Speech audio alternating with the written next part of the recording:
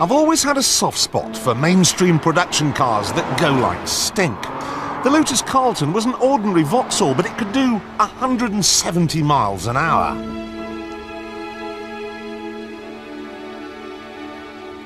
The escort Cosworth was basically an escort, but it could run rings round a Porsche. But you know what these cars have in common? They're dead. You can't buy them anymore. Ford and Vauxhall are out of the game. Well, Ford is, but Vauxhall are trying to come back. So exactly what have we got here? A 6-cylinder, 200 horsepower engine. Massive low-profile tyres. White wheels, and behind them competition brakes which are cooled by ducts in the front air dam. Inside there are body-hugging seats and a 160 mile an hour speedo. You want to see what it is? Ready? A Vectra. Hold on a minute, hold on. Yep, it does. It's got a coat hook. The dullest car I ever tested on Top Gear appears to have had its first pint. Remember me, I'm the one who had you, baby.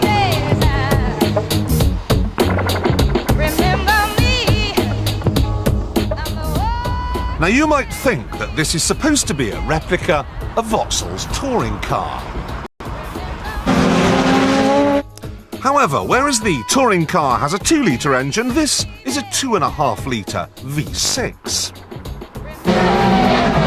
Whereas the touring car is built by Derek Warwick's new outfit, this was designed by MSD, who run the Peugeot team. Whereas the touring car has a sequential gearbox, this makes do with something altogether more ordinary. This is a replica of a touring car, in the same way that I'm a replica of Posh Spice. So it's not terribly authentic, but let's not despair. They are going to race it in a special one-make series, and it is a limited edition special. And it does go like the clappers, so really, it should be quite a car.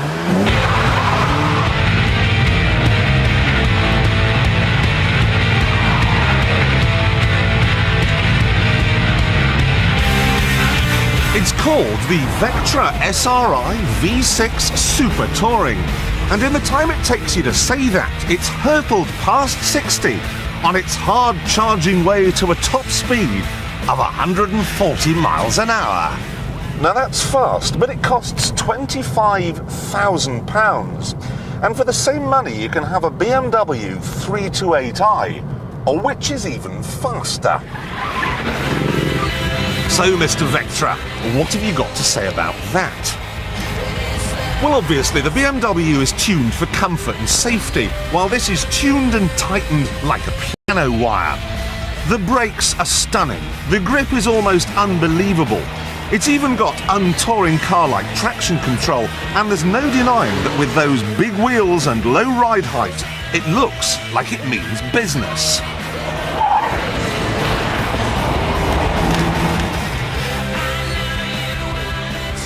Sounds like it means business too.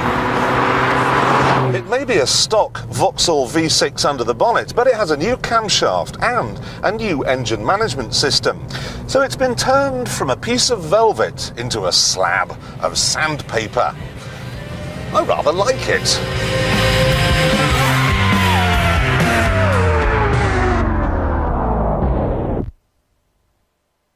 The trouble is that everything is spoiled by the same things that spoil an ordinary Vectra.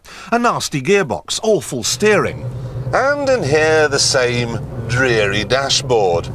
Oh, they've tried to liven it up with bits of carbon fibre material and a super touring ashtray and air conditioning, but it's still a Vectra, which means the steering wheel is still too far away for comfort. Not that comfort can have been a big design parameter. The ride is almost unbelievably bad.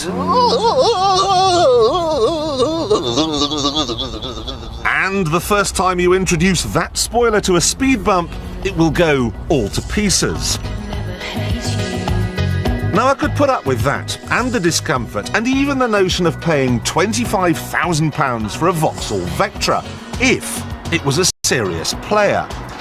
If it had been fitted with four-wheel drive, with a couple of turbos, an entirely new steering system, a sequential gearbox, and a stripped-out, race-bred interior, I'd have been outside the factory right now, salivating all over my checkbook.